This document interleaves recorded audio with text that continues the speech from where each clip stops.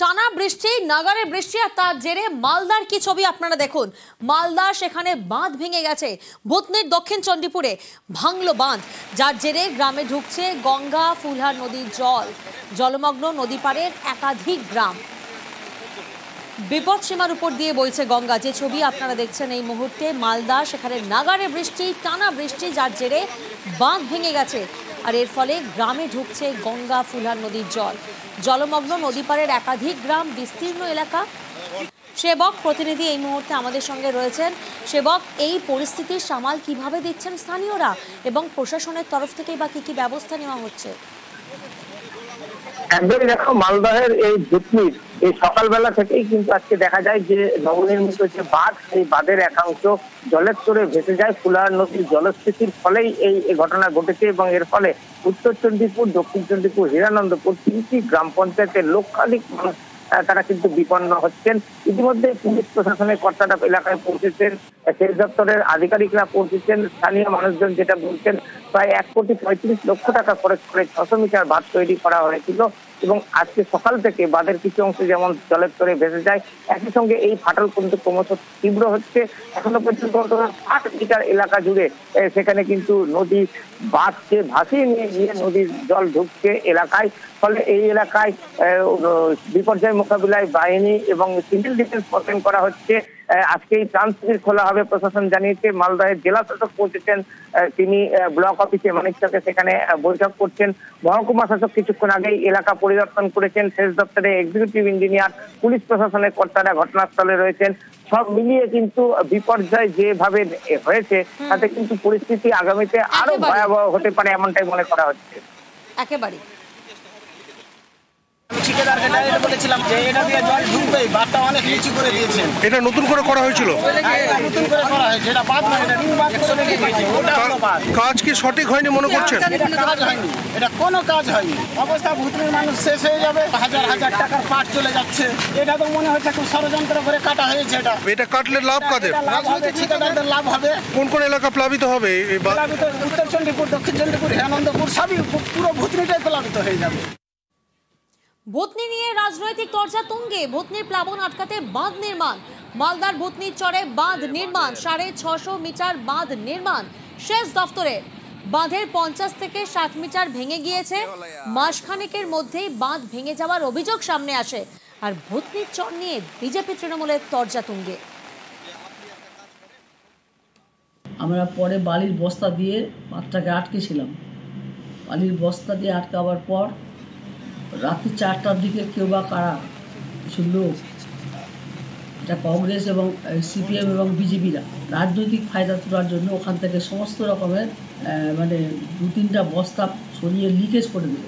Leakage থেকে জল ঢুকতে ঢুকতে তারপর ওয়াশ আউট হয়ে গেল। তো এইভাবে মানুষকে ভূতনির লোককে ডুবিয়ে দিয়ে এরা রাজনৈতিক ফায়দা লুটাটা ঠিক হয়নি।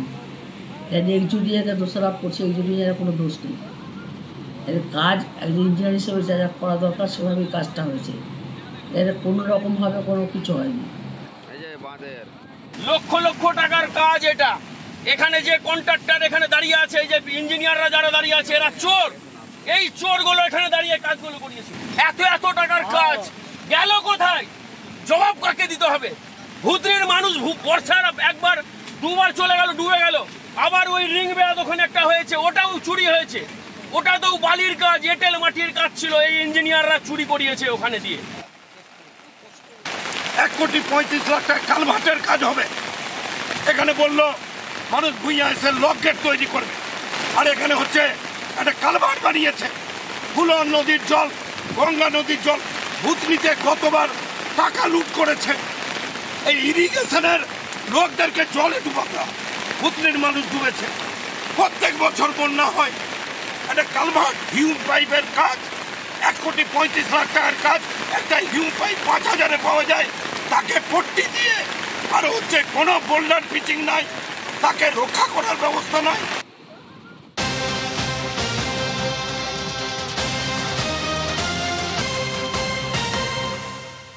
আর ভূতনিতে বাঁধ ভাঙা নিয়ে নবান্নের রিপোর্ট সেচ দফতরের। সোমরাজ প্রতিনিধি আমাদের সঙ্গে রয়েছেন। সোমরাজ, দেখো, ভূতনিতে বাঁধ ভেঙে যাওয়ার ঘটনা নিয়ে ইতিমধ্যে নবান্নের রিপোর্ট এসছে সেচ দপ্তরের, এবং সেখানে বলা হয়েছে যে জরুরি ভিত্তিতে ইতিমধ্যেই ভূতনি এলাকায় বাঁধের মেরামতির কাজ চালানো হচ্ছে। যেহেতু জলের তীব্র স্রোত আছে, ফলত সেই কারণে সমস্যা হচ্ছে যথেষ্টই বাঁধ মেরামতির কাজ করতে সেচ দপ্তরের আধিকারিকদের। ইতিমধ্যেই সেচ দপ্তরের উত্তরবঙ্গে যিনি চিফ ইঞ্জিনিয়ার রয়েছেন তিনি ইতিমধ্যেই গেছেন, পাশাপাশি সেচ দপ্তরের আরো উচ্চপদস্থ আধিকারিকরা স্পটে গেছেন। এছাড়াও সেচ দপ্তরের যে রিপোর্ট জমা পড়েছে সেখানে বলা হচ্ছে নদীর বাঁধ ভেঙে ভূতনি এলাকার দুটি গ্রামে ব্যাপকভাবে প্রভাব পড়ছে।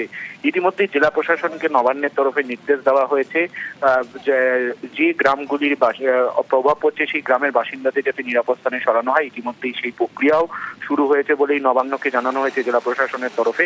পাশাপাশি যে যে এলাকায় নদীর স্রোত বেশি, প্রয়োজনে সেখানে কিউআরটি মোতায়েন করারও নির্দেশ দেওয়া হয়েছে বলেই নবান্ন সূত্রে খবর। জেলা প্রশাসনের সঙ্গে প্রতিনিয়ত যোগাযোগ রাখা হচ্ছে, পাশাপাশি সেচ দপ্তরের তরফেও গোটা বিষয়টি নিয়ে জেলা প্রশাসনের সঙ্গে যোগাযোগ রাখা হয়েছে।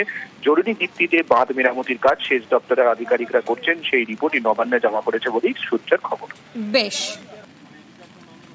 আমরা চেষ্টা করছি যে জল ঢোকানোটা যতটা আটকানো যায়, যত তাড়াতাড়ি আটকানো যায়, এবং তার সঙ্গে যেন গ্রামবাসীরা যেরকম এই রাস্তাটা দিয়ে সুন্দর যাতায়াত করছিল সেটা যেন আবার আমরা চালু করতে পারি। কিভাবে, মানে কখন খবর পেলেন যে বাঁধের এরকম অবস্থা?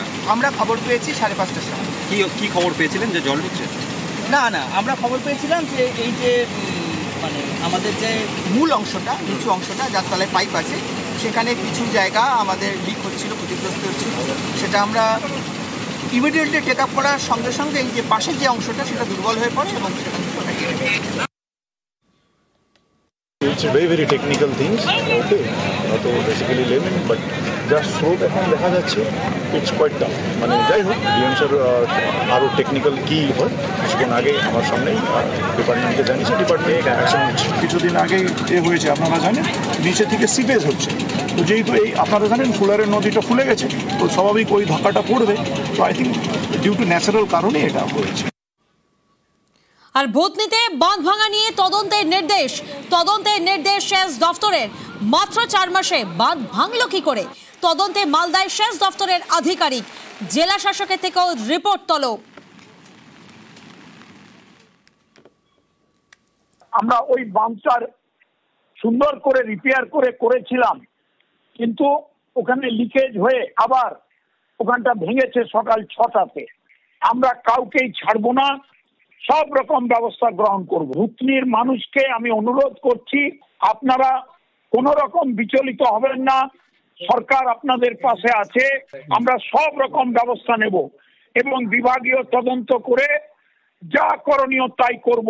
মাত্র 4 মাসের মধ্যে এই অবস্থা কি করে হলো? নিশ্চয়ই কোনো টেকনিক্যাল কারণ, মেকানিক্যাল কারণ, কোনো রকম বদবুদ্ধির কারণ, এই সবটাই আমরা তদন্ত করে দেখব।